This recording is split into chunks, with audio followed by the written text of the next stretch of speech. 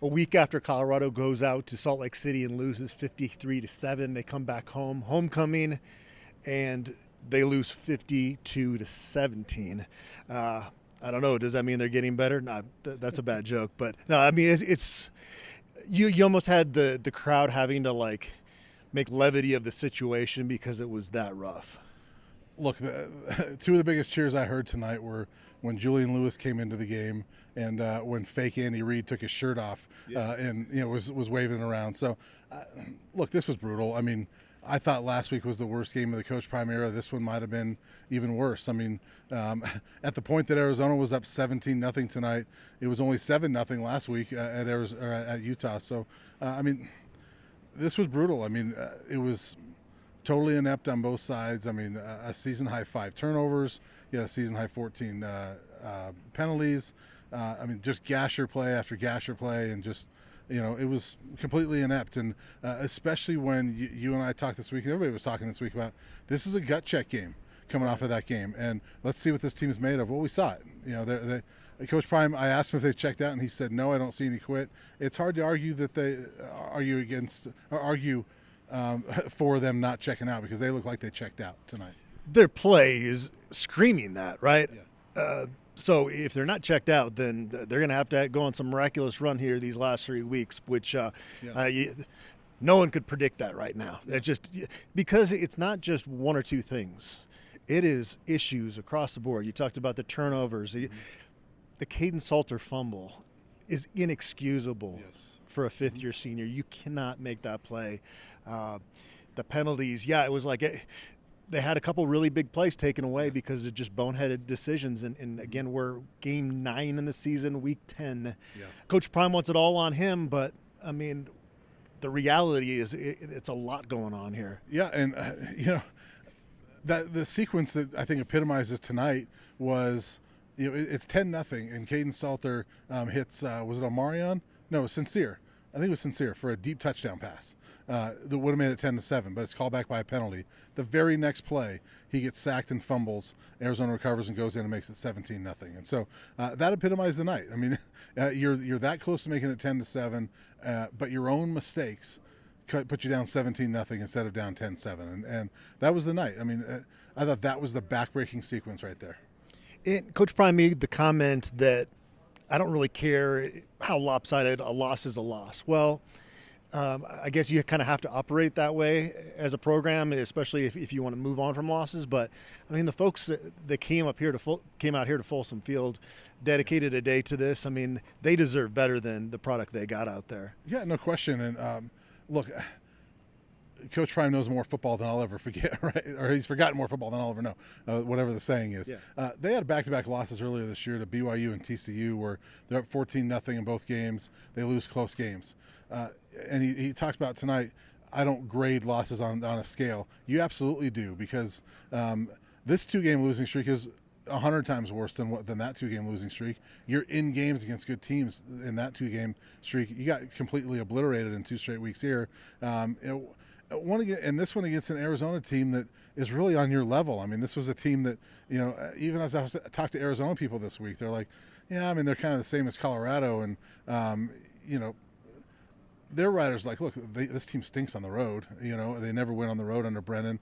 They win 52-17. So this is a team on your level, and you come out like that. Absolutely, I think you grade losses on a different scale because these are the types of losses that do get a team to check out and mail it in for the rest of the year.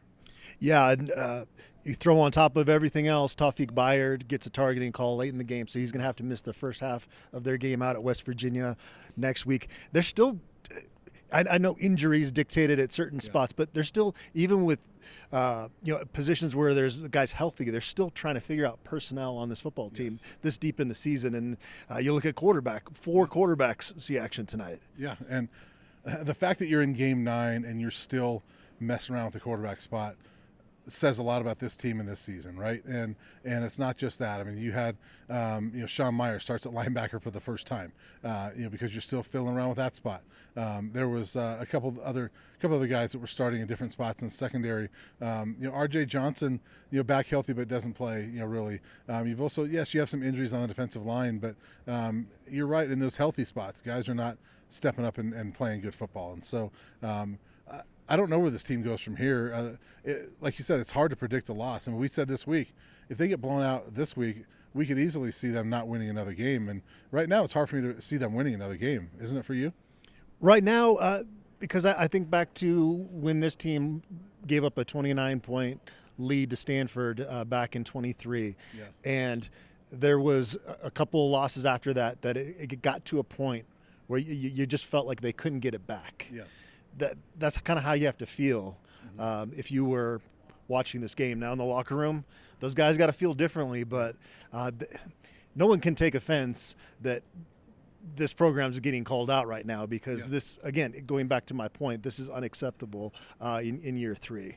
Yeah, and look, you also add in the fact that West Virginia went out and, who was they played today? Houston. Yeah. They go out to Houston and smack a really good Houston team. This is a West Virginia team that's at the bottom of the conference. Colorado's got to go out there next week. Now that's a confident West Virginia team. It's hard for me to see them winning that game. Whereas earlier this week I would have said, man, they could win these next 3.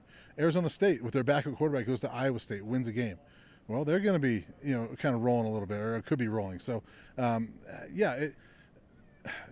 if guys in that locker room are offended by people calling them out, it's because they don't like hearing it. But it's true. I mean, it's really hard to defend what's going on right now with this team, and it's ugly right now. And I can't believe when Coach Brown was hired, we thought we were done with all that 2022 stuff, right? Well, we've seen it 2 weeks in a row. Yeah.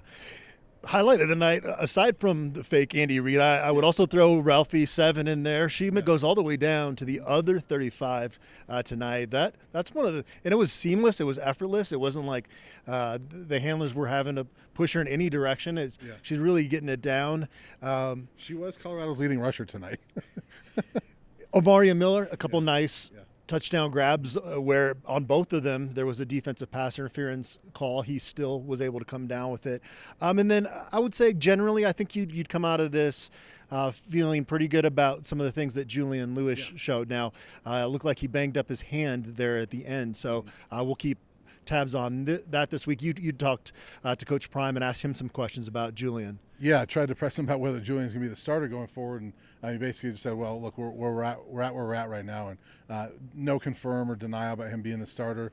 Some of it might depend on how that hand feels, but the positive is that we had seen Julian 2 other times before, the spring game and then the Delaware game, and both times he didn't look very good. Looked a little overwhelmed by the situation. Tonight he didn't. I thought he looked solid, and obviously the throw to Omarion for the 59-yard touchdown was a really nice throw, and you see that talent there. And so they've got a decision to make because if he plays the rest of the season, he has to burn a red shirt. He can play 2 more games without burning it. So they've got a decision to make there. But, if you don't win either of these next 2 games, then you can sit him in the last game because it doesn't matter. You're not playing for anything anyway. But for me, the bigger thing is how do you go back to Caden Salter at all at this point?